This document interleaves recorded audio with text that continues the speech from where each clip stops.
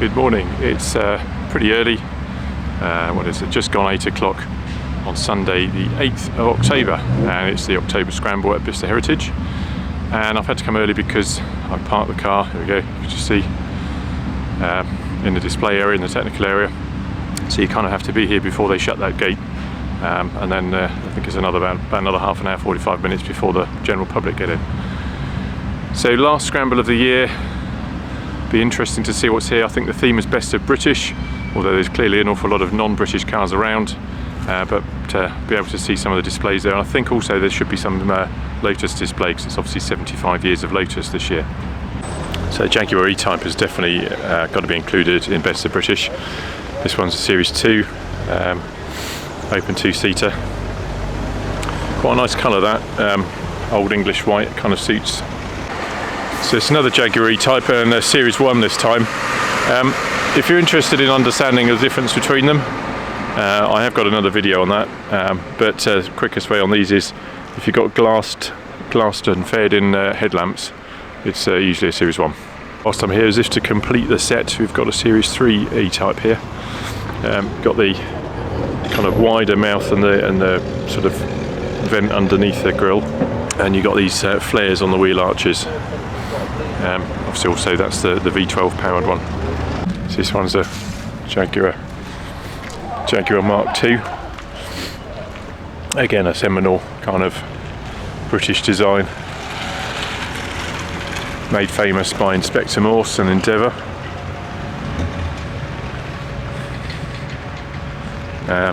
It's one of my most popular videos actually, was sort of comparing one of these to the Daimler V8 250. Okay, so this is not a Mark II, this is a Mark I. So the 4.0, I guess technically it wasn't called the Mark I because it was only called the Mark I to differentiate it from the Mark II when that came along. And one of the key differences being the thickness of the B pillar and the C pillar quite thick as well, so they made those a lot smaller for the Mark II, so there's a bit more visibility. The one from the Jaguar stable, although not a Jaguar, this is a Daimler. Quickest and easiest way to see or to tell is this fluted grille on the front, but a V12, and it's the coupe as well, the sort of pillarless coupe. So Harry Metcalf has recently got one of these sorted out, the Jaguar equivalent, got it really tuned, and he's been on his road trips with it. Nice thing.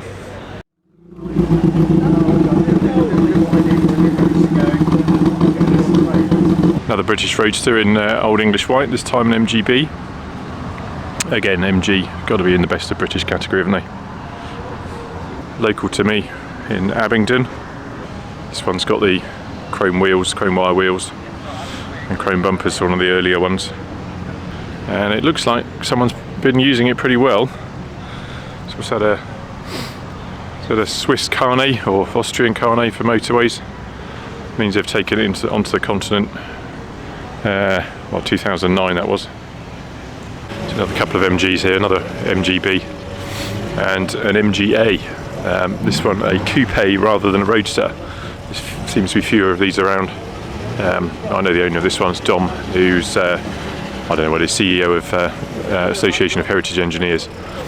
So he practices what he preaches for sure.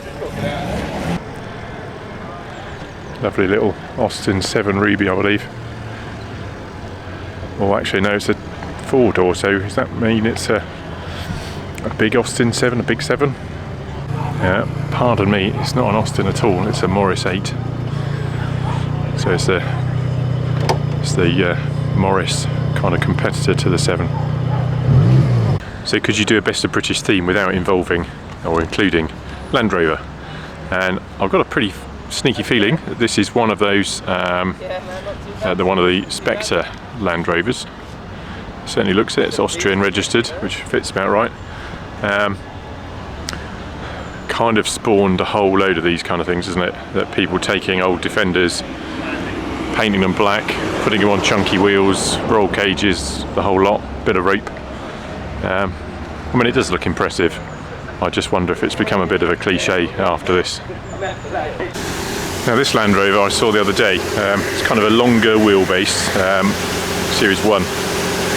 Well, I think it certainly looks longer wheelbase anyway. I saw this the other day at a car show, classic car show at a sort of prep school near Oxford, at which I was fortunate enough, or lucky enough to win a rosette, got the headmaster's prize.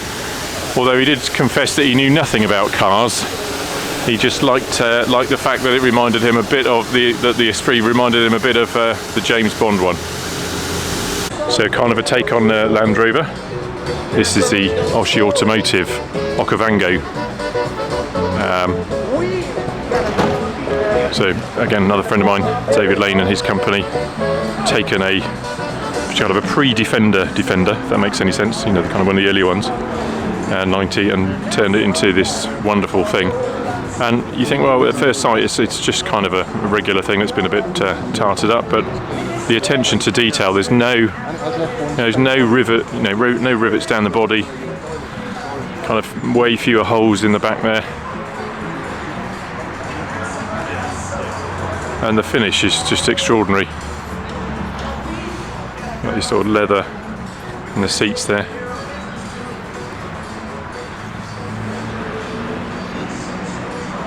It's kind of inspired by his time in Southern Africa and South Africa on the farm, driving this kind of thing around. But I think you'd probably want to keep this one off of farms, because I think they're quite expensive, because obviously they're hand built, or hand rebuilt and reimagined. But yeah, nice thing. It's nice to see it up close, finished. I saw it back in his workshop, I don't know, a couple of months ago, 2-3 months ago, and he's since displayed it at the Royal Automobile Club in Pall Mall, and to good reception, I believe. So Reliant Scimitar, and yeah, because everyone knows that Princess Anne had one of those. Well, actually, she had several by all accounts. V6 powered, most likely. I think it's the Essex from the earlier ones, and then the Cologne a bit later. Here you go, another fiberglass car from Britain, TVR. This one 350i, proper wedge as well. So Thumpet, as the name suggests, a 3.5 litre V8 in there.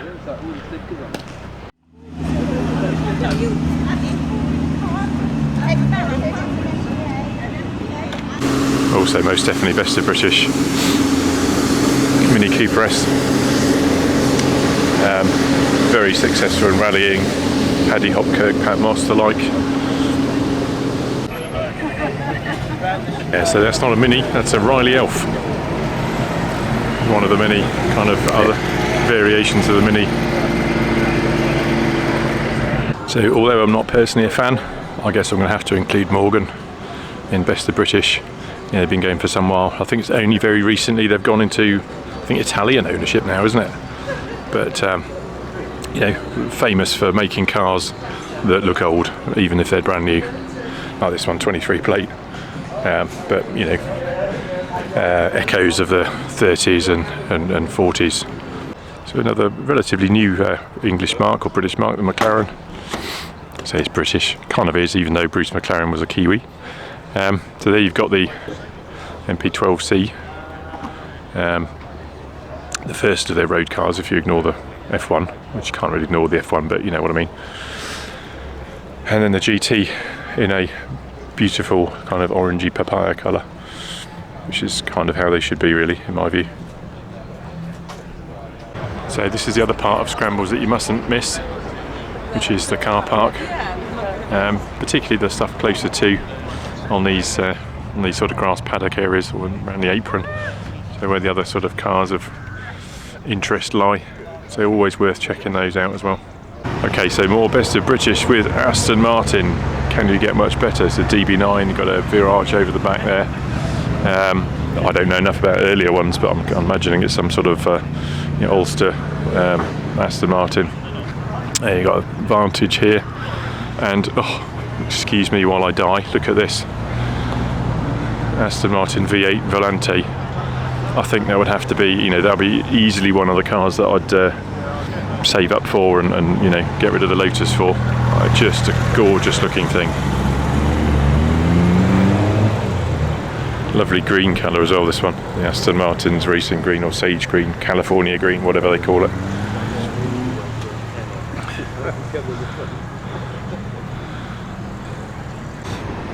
So another Aston Martin turning up. This one a DBS.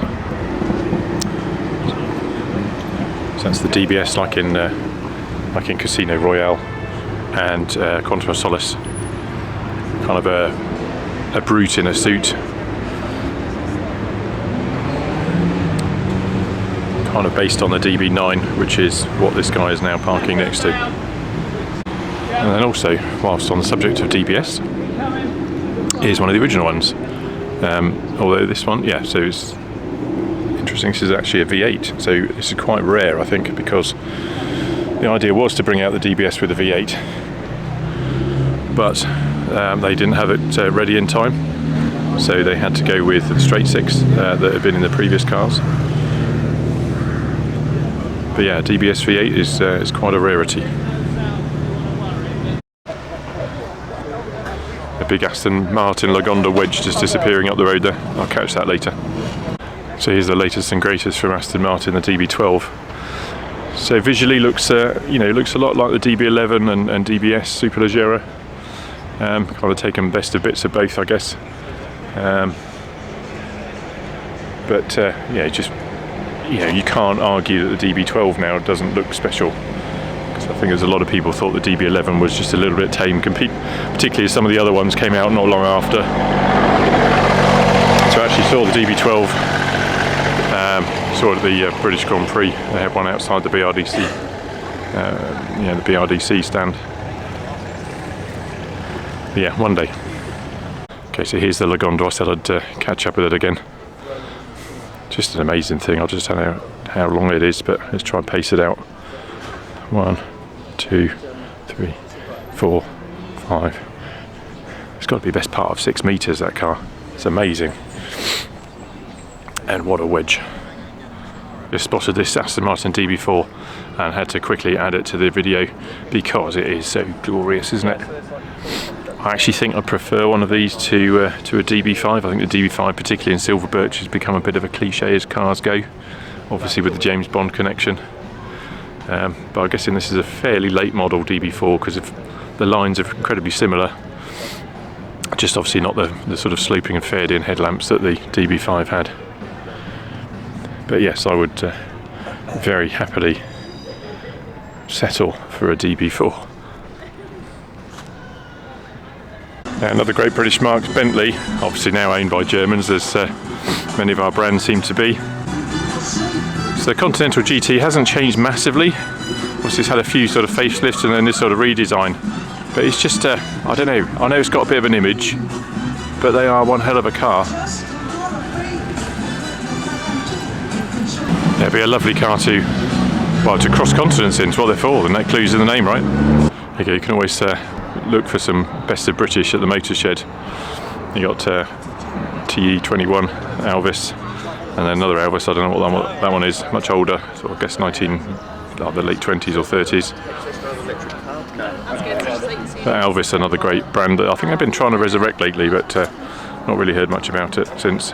So these guys, Starter Motor, have an awful lot of old British marques and cars. So you've got Singer, Elvis, Austins, Rovers probably. But yeah, it's quite a good idea, the charity, sort of the idea being that they're the sort of young people that get involved with them, help them out of these events, then get to borrow a car or kind of own a classic car for a little while. Just a good idea really, gets them into it. Means there's something of a future, if you like, for our hobby. Now this is an interesting one in that I had a car similar to this back in the days. My first car was a 3-door Mark III Escort in white. Now it wasn't an RS Turbo, it wasn't an XR3 or XR3i, it was a Bogo standard 1.3L. But the point was that everyone thought it was. I didn't have any of the body kit on, but a lot of people still mistook it for an XR3 because it had 3-door. Another fast forward from the 80s, yeah, the Sierra RS Cosworth. That one's clearly got a bit of an issue with its handbrake. Now, is this Best of British? Well, I think you could certainly argue that there was a lot of British involvement in this. I think it was originally Lola that built the car in Slough before the Shelby Racing, Shelby American got hold of it. So let's say that it qualifies, yeah? Yeah, I know this isn't British, but you just can't avoid it, can you really? I mean, look at it. Again, very lucky enough to drive one of these. The famous blue one I drove a couple of years back when it was up for auction. Good deal of power, and actually a reasonable amount of room for someone of my size as well. Anyway, we're not talking about those. That's a Ferrari. It's not British. But let's talk about this Lotus Emira. I mean, it's probably in the colour that I'd choose as well if I was if I was rich enough to have one. I know there's been issues with production and the prices going up and such, but just obviously the spiritual successor to the Esprit via the Evora, I guess. But yeah, just a lovely thing. Some other Lotuses around as well. So we've got an Elise, the original Elan, and then over here, my friend Alan in his Esprit Turbo. Nice bright yellow Exige. And yeah, a Lotus Carlton, probably faster than all of these other ones, and in more comfort, no doubt too. But different proposition, I guess. And here we are, back round to the beginning, in amongst the Germans, the Swedes, and the Koreans. There we go, my Lotus Esprit S3. Please keep the video a like, leave us a comment, and please subscribe. I'm doing really well with subscribers, but you could always do with more, right? And thank you very much for watching. See you next time. Bye bye.